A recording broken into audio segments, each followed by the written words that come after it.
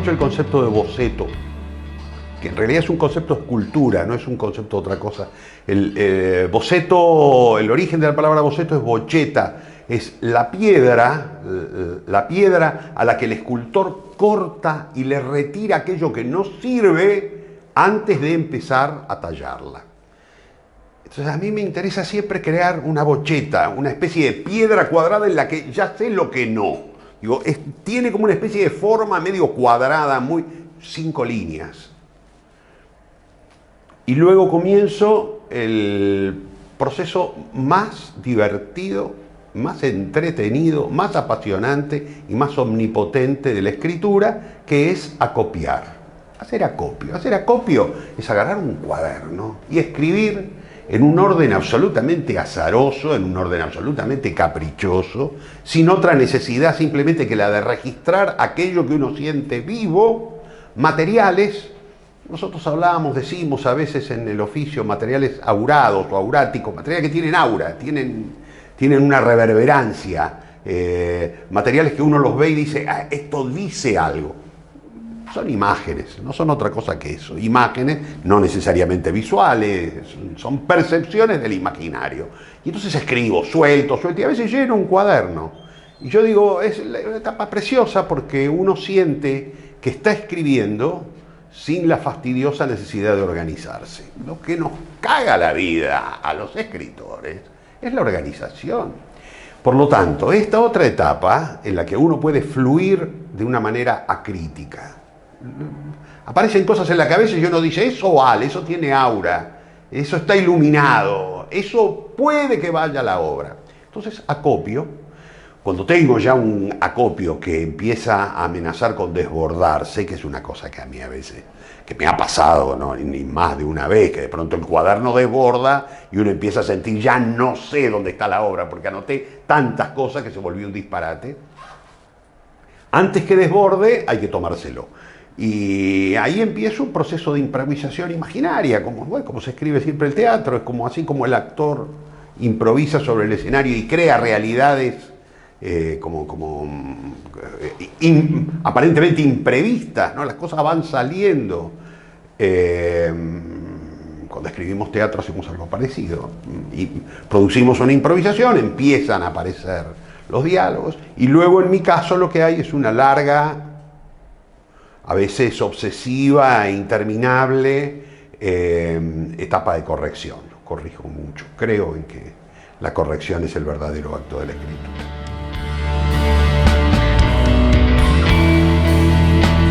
Efectivamente por aquella dramaturgia de urgencia en los 70, una dramaturgia más agitprop, con una necesidad política inmediata, franca e inmediata.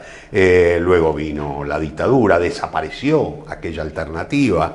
Aproveché algunas de las cosas que había aprendido para tratar de ganarme la vida con el teatro e intenté escribir algunas cosas de humor que no me salieron demasiado bien. Y cuando pude, de pronto apareció una otra conexión conmigo mismo, con algún mundo un poco más profundo, no profundo en el sentido de valorización, sino de cavidad, estaba más hondo adentro mío. Allá había imágenes que yo no había encontrado, empecé a escribir un teatro más vinculado a la memoria, relacionado a la infancia.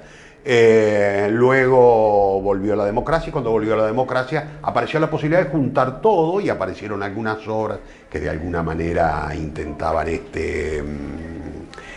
esta mezcla de lo político con lo personal. Y esto fue deviniendo en lo que es el teatro hoy. Yo lo siento como un género extraordinariamente vigente, simplemente porque dejó de servir. El teatro durante muchos siglos fue útil, era útil, servía para contar una historia.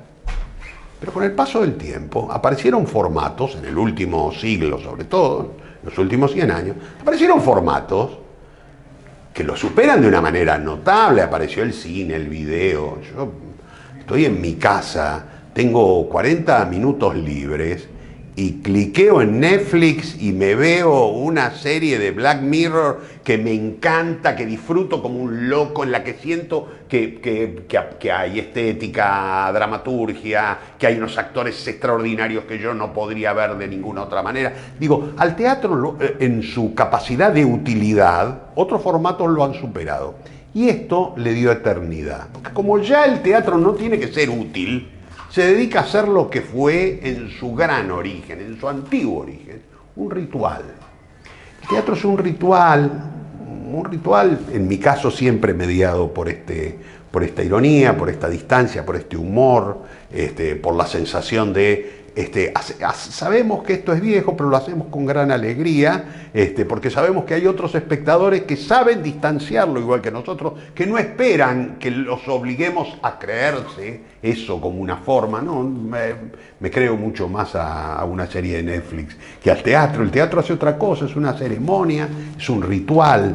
Yo creo que al teatro hay que distanciarlo, yo creo que al teatro hay que ponerlo en un lugar en el que uno tiene que entender que es una forma expresiva muy cargada de viejas convenciones, de cosas que se han vencido, que nosotros las seguimos usando igual, pero que ya en realidad han perdido todo sentido. Y entonces creo que el teatro merece nuestro humor y nuestra ironía, como cuando estás en una fiesta con los parientes y te podés reír de los abuelos.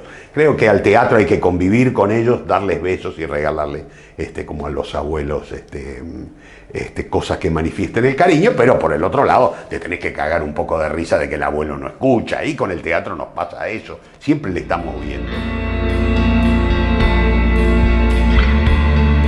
Yo partí naturalmente de hipótesis, te diría, algo maniqueas, ¿no? Un Abel, un Abel alejado de todo interés material, un Caín sobrecargado por su interés y cegado por ese interés. Pero en el momento en el que empezó a aparecer el texto, esa relación entre los dos empezó a crear, entre otras cosas, alguna fórmula de humor. Empezó a crear algo que funcionaba generando una energía, en este caso, la energía del humor.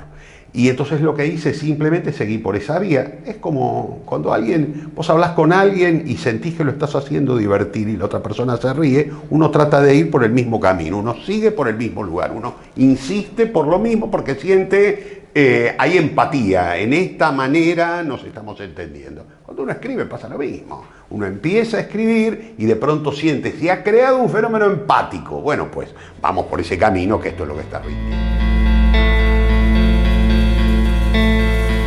Cuando yo escribí esto, que no es otra cosa que la representación de un pasaje bíblico, tal como lo hacían las viejas compañías de misterios, pensé, voy a trabajar sobre las convenciones del misterio en la representación de un pasaje bíblico. Y lo hice leyendo mucho sobre el género, investigando, estudiando sobre el género, pero naturalmente el mío no era un misterio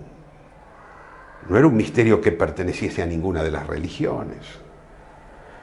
Era un misterio ácrata, era un misterio libertario, era un misterio anarquista, en tanto plantea la hipótesis de la representación de la Biblia, no en las exégesis, que son los estudios que los estudiosos hacen sobre la Biblia, abonando el sentido que las iglesias han puesto en las Biblias, entendiendo que hay dos naturalmente, cada una de ellas la judía y la cristiana, no en este campo exegético, de la exégesis, que busca cómo apoyar, sino de otro campo que a mí me gusta más, que es la eisegesis. Es menos popular, es menos conocido. Los eisegetas son aquellos que han estudiado la Biblia tratando de encontrar significados en ella que no aportan a la versión oficial.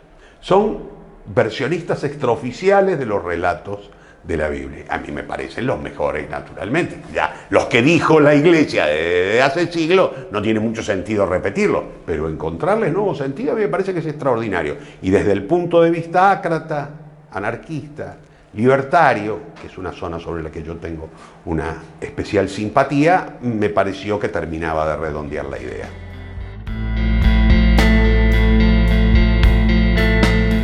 La vieja lengua hebrea Caín es posesión y Abel significa nada.